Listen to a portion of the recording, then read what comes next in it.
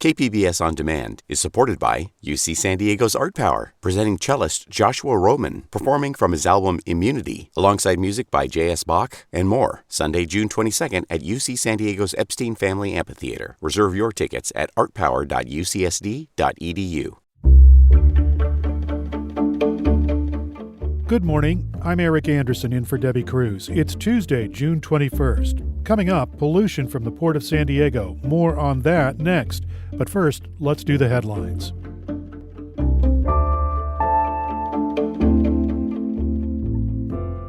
California has the highest gas prices in the country, and now a group of state lawmakers will look into price gouging as a possible contributor. Assembly Speaker Anthony Rendon announced the new committee Monday. California does have the highest gas tax in the nation, but the group says that's not the only reason prices are so high. UC Davis economics professor David Rapson says many factors contribute to the high cost of fuel right now, including supply and demand and the war in Ukraine. But he says there are other factors worth looking into, like so-called mystery surcharges of roughly 30 to 50 cents a gallon. The emergency repair work to stabilize the Del Mar Bluffs is now complete. Sandag made that announcement late last week, along with news that additional work is slated to start next year. The repair work followed a bluff collapse in February 2021. The dog that got into the gorilla enclosure at the San Diego Zoo Safari Park a week ago is now safely back home. The San Diego Humane Society shared the good news yesterday. The dog is a 1.5-year-old male shepherd named Meatball. On June 12th, Meatball escaped from his home and managed to get into the safari park's gorilla enclosure.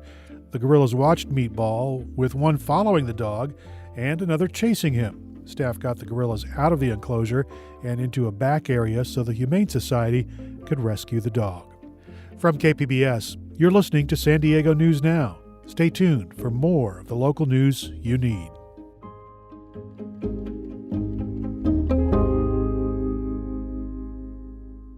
KPBS On Demand is supported by Splatero, helping homeowners pay off debt by offering streamlined access to your home's equity with no additional monthly payments or new debt. Splatero provides a lump sum payment in exchange for a share of your home's future value. Pre-qualification is available at splatero.com.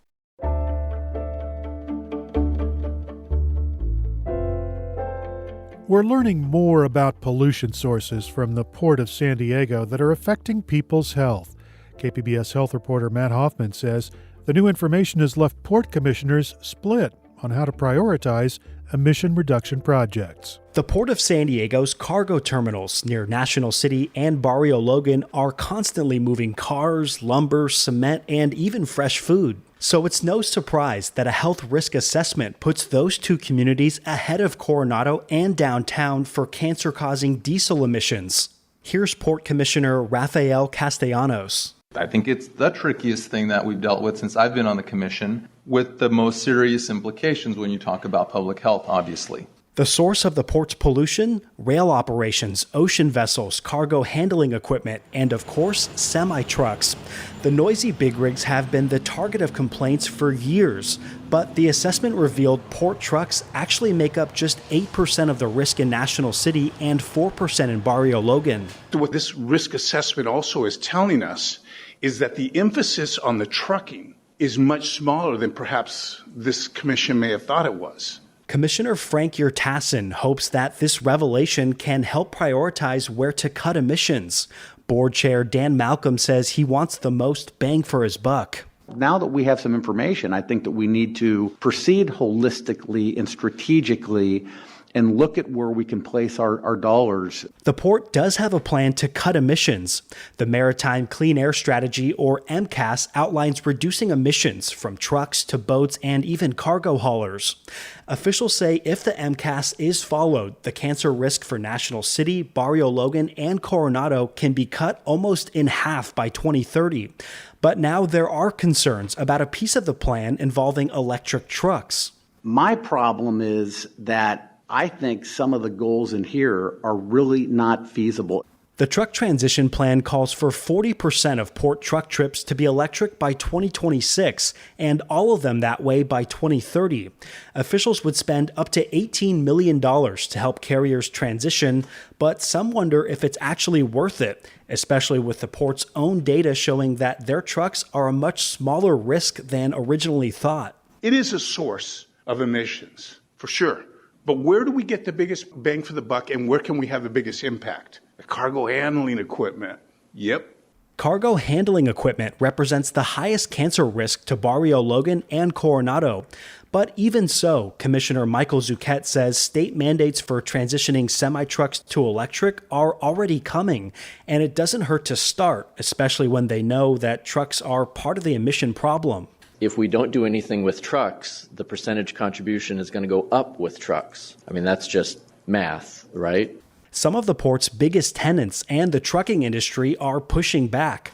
Truckers argue electric semis are expensive and there isn't widespread charging infrastructure. Tenants are worried that if truckers are required to buy electric, it won't be financially feasible for them to pick up in San Diego anymore. Sarah Marsh with produce giant Dole worries that the company would take a hit. All of this has a direct and serious impact to us as a tenant. If we are unable to distribute our product from the port, there's no reason for Dole to call San Diego home. Marsh says Dole is behind the port's environmental goals, but they would rather see the agency focusing on high-emitting cargo equipment. The company has already electrified a quarter of its cargo fleet. Advocates want commissioners to stay the course and stick with the goals outlined in the Clean Air Strategy. That includes the truck transition plan. It doesn't mean the zero emission vehicle thing is the end all be all solution, but it's definitely a major part of it. And it's something that we can't, and it's an opportunity we have, we can't let it go. Franco Garcia is with the Environmental Health Coalition. What we don't want to end up with is that, we're essentially pushing the can down the road. The port is already making investments. A new electric tugboat is scheduled to begin operations next year, and all electric cranes are set to replace their polluting counterparts. Matt Hoffman, KPBS News.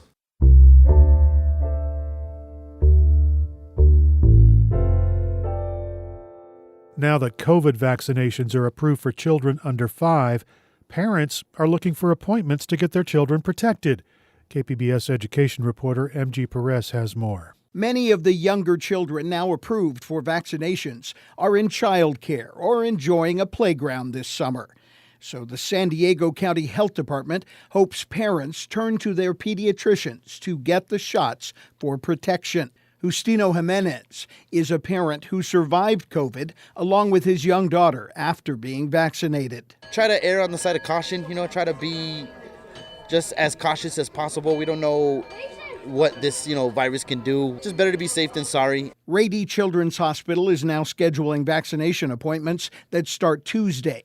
Both CVS and Walgreens have announced they will offer the shots at some of their locations too.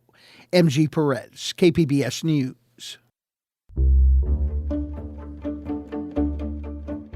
Coming up, new sidewalk vending regulations in the city of San Diego. We'll have that story and more next, just after the break.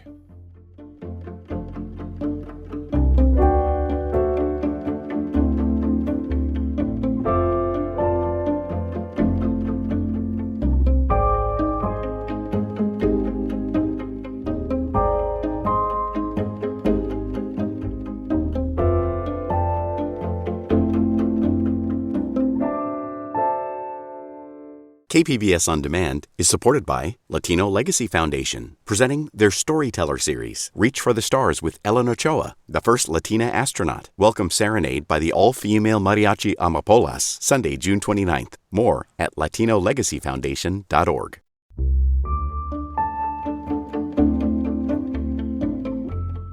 A member of the county's Citizens Law Enforcement Review Board says she's being pushed out. Buki Domingo's term will end June 30th and won't be renewed for a full 3-year term. She's the only black woman and immigrant on the board. Was I too black, too woman, too immigrant, too empathetic to the real harm and suffering the Sheriff Department has caused people? She was appointed to the panel by Supervisor Tara Lawson-Remer last October to serve the remaining term of someone leaving the panel. She says she's being pushed out for pressing the sheriff's department on inmates in custody deaths. The group's executive director, Paul Parker, denies that, saying county supervisors are the ones who appoint people to the board. Supervisor Tara Lawson-Remer did not respond to requests for a comment. County offices were closed Monday because of the Juneteenth holiday. Starting tomorrow, San Diego's sidewalk vendors will face new rules that have been controversial. KPBS Speak City Heights reporter Jacob Ayer has reactions to the new regulations. San Diego's sidewalk vending ordinance will change how, when, and where street vendors can operate. District 2 Council member Jen Campbell led the push for the new rules. She says they strike a balance of improving health and safety and providing economic opportunities for the vendors. Because there became so many vendors, and it became a problem of finding enough space for the public to be able to enjoy the open spaces, the parks and the beaches. While the new rules will be fully enforced at Balboa Park and in the Gaslamp District, there are going to be limits in San Diego's beach communities. That's because the California Coastal Commission must review the ordinance before it can fully take effect in those areas. So far, the item hasn't made it on their agenda. That worries Ocean Beach Main Street Association's Denny Knox. Because really it's robbed our community of our beachfront. She says they've seen vendors take over the middle of sidewalks and parking lots, and in a few cases, the police have had to get involved. I mean, there are people who say, well, I'll never go down there anymore. I don't take my kids down there. That's not right. Jenny Santos is a street vendor who does henna tattoo art. She says she's not totally sure what the changes will mean for business, but understands the need for some rules. She says some situations were getting out of hand in places like Mission Beach and Balboa Park. People are paying other people to save their spots. They're leaving up their tents overnight. So they're paying homeless people to sleep in certain areas. They're chaining their stuff down. Like, it's getting a little wild. Street barber Izoya, who asked for his last name not to be used, says he feels the extra rules are punishment for people who are trying to make a livable wage. I don't know, I feel like when you already taking people that don't hardly have much and you try to impose all of these different things on them, it's kind of counterproductive. It's like on the one hand you're saying, hey, we're allowing street vendors to go out and do free enterprise, but then you create a whole bunch of rules that kind of make it difficult.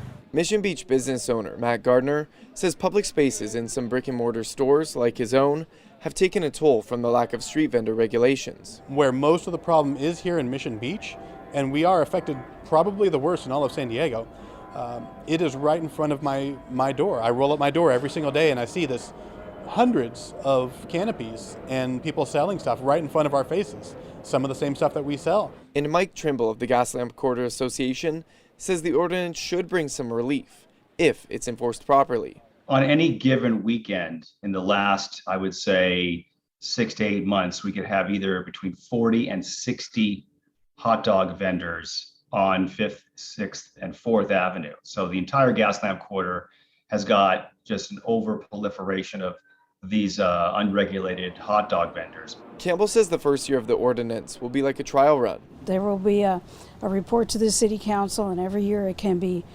fixed and changed. Just as when we passed the law, we changed the permit fee from $236 down to $38 because it seemed that would be more fair for the vendors. The street vending ordinance takes effect June 22nd. Santos, the henna vendor, says people may test the enforcement. It sounds like a lot of vendors are going to plan on just vending anyway and setting up and just getting the warning and then seeing if they get a fine or like what happens. But I don't think people are really planning to stop because, again, a lot of people, that's like their livelihood and that's all they are getting money from. And it doesn't sound like people are ready to stop. But not stopping could cost a vendor hundreds or even thousands of dollars in fines and impounded equipment if they keep breaking the rules. Jacob Ayer, KPBS News. We have more information about the new rules and where vendors can learn about them on our website, kpbs.org.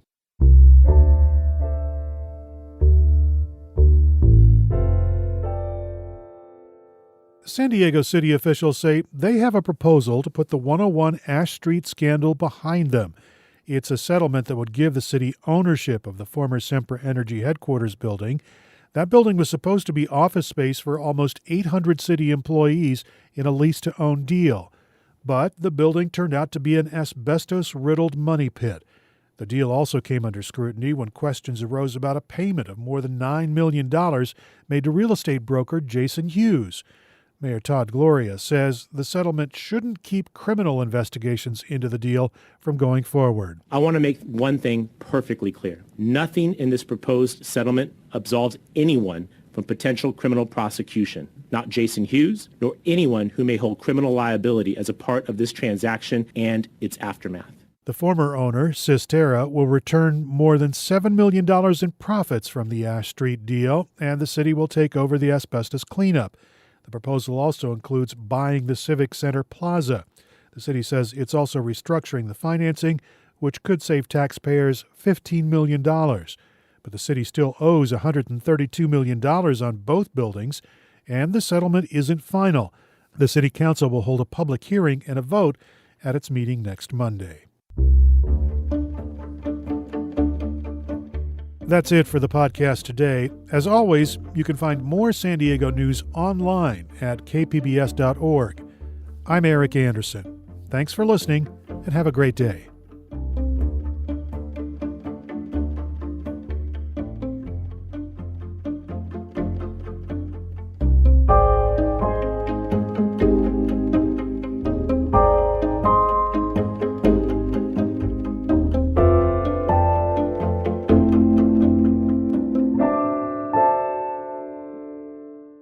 KPBS On Demand is supported by Latino Legacy Foundation, presenting their Storyteller series, Reach for the Stars with Ellen Ochoa, the first Latina astronaut. Welcome Serenade by the all-female mariachi Amapolas, Sunday, June 29th. More at latinolegacyfoundation.org.